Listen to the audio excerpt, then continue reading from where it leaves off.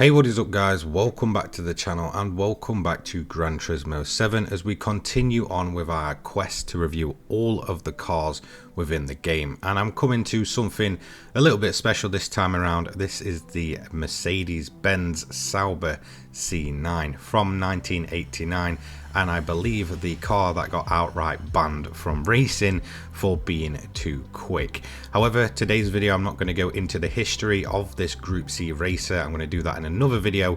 I'm going to review it in terms of the context of Gran Turismo 7 itself. So we're going to start off with the price point, and it's going to cost you 3 million credits currently in the Legendary dealership. Now this is a fairly standard price. However, if we compare it to the 787B, which seems to be many people's go-tos, it's costing you around about 800,000 credits more. However, in terms of its PP, it's 852.20, sits in Group 1 and puts out 710 brake horsepower. Definitely putting out some big numbers there. So is the Sauber Mercedes C9 worthy of your 3 million credits, or should you give this one a pass? Well, I'm happy to say this is certainly one that you should have in your collection. However, let's go a bit more into detail as to why it is so good and what are some of the downsides. Now, with this being a pure race car, it is not eligible for the high speed ring hot lap. However, it is eligible for our hot lap at the Nordschleife, where we get the car in its standard form on the tyres it comes with, and we basically set a fastest lap around the Nürburgring Nordschleife. So this is the first time I've actually driven this car in its standard form since the physics update, I believe back in March of 2023, and I'm happy to say it's actually improved massively since then. So if you've not fiddled around with this car or played with it since the update, then in all honesty you're in for a treat when you jump back in it.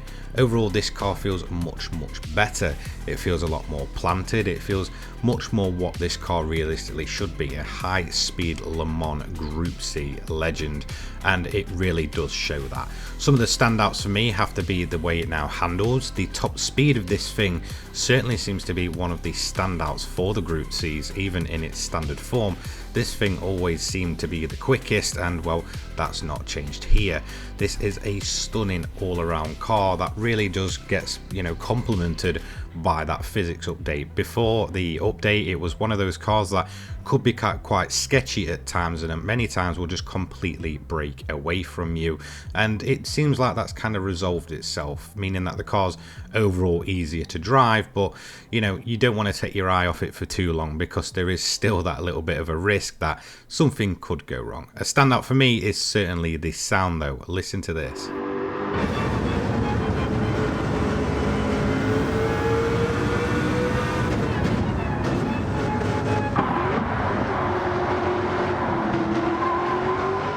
For me personally, this is one of the more recognisable and brutish sounds currently within GT7. For me, sometimes it's a massive hit and miss for the engine notes, and well, I feel like they've got the C9 absolutely spot on, really showing the aggression of this thing. If you've ever seen the footage of the sound of this thing in real life, it does actually sound much more brutal, but in terms of Gran Turismo 7 sound design, it really is up there with some of the better sounding cars in the game, and you instantly know this thing's on track just by the absolute grunt of the engine. So overall, to be honest, there's no massive downsides to it. If you wanted to be, I guess a little bit nitpicky, then you could say at the price point at 3 million compared to the 787B's 2.2 million is a little bit pricey. But then again, if you're into these kind of cars, especially the Group C era, you really want to be collecting them all. The only major downside I actually found to the Sauber over the likes of the 787B is actually its fuel consumption. I did find that when I've got it set up in its kind of grinding trim and I'm using it as much as possible for, I guess recouping some of that money, the actual fuel consumption of this thing in comparison to the likes of the Nissan and especially the 787B is is rather quite high. I was finding myself having to pit more, but realistically that's where the downsides actually end for it. This thing is an insanely good all-around car. It's improved with the physics update, and in all honesty, you know, it's a complete brute, but in an absolutely amazing way. It's what really complements this car. Now, I'm not going to give you an entire history lesson, but I believe this thing was outright banned for just being too fast, and on many occasions it just wasn't allowed to race because it was just that quick. And you really do get that feeling within GT7, and in all honesty, just because I enjoy the likes of the Sauber and the 787B so much, I'm now going to announce that eventually I'm going to get round to doing a bit of a history lesson on all of the Group C races that actually appear in GT7, because they are all special and certified legends in their own right. Now, one thing that does impress me in terms of the price point, for me, 3 million credits really just isn't that much for a Group C racer.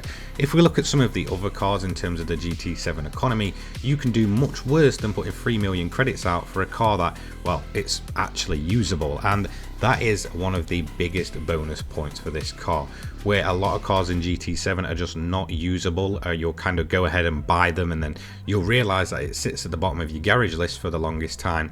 The likes of the Sauber, the 787B are all very, very usable cars, and they're all very, very usable in the money grind. So you can quite easily recoup the money that you put out for these things within probably 2 hours or so at the most.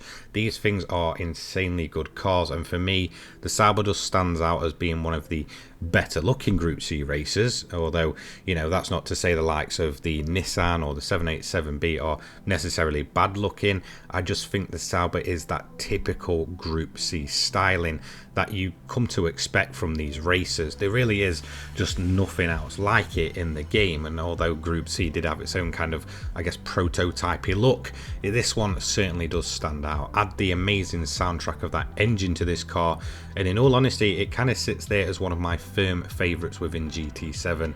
And whilst I was a little bit hesitant to kind of go back and test it in its standard form after the physics update, I am pleased to say that it's just worked in the car's favour even more, meaning this for me is an absolute buy now. So if you've been sleeping on this one or you haven't used it in a long time, I fully recommend going back. I'll pin one of my grinding videos for this car actually down in the description if you want a decent 800 pp build for it.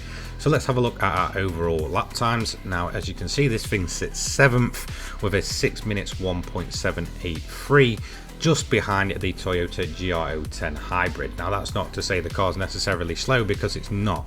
I'm going to give you my pros and cons for this car and give you I guess an overall roundup of it. So for pros, brutal sound. Like I said, sound design really does stand out with this car. You always know when it's on track, and if you're ever riding behind it, it sounds incredible. It's insanely fast in a straight line. It's good for grinding. The handling is much improved since the update, and well, it's historic. We can't really sleep on that one. This is an insanely historic car that really does reach that legendary status and is worth it within this game.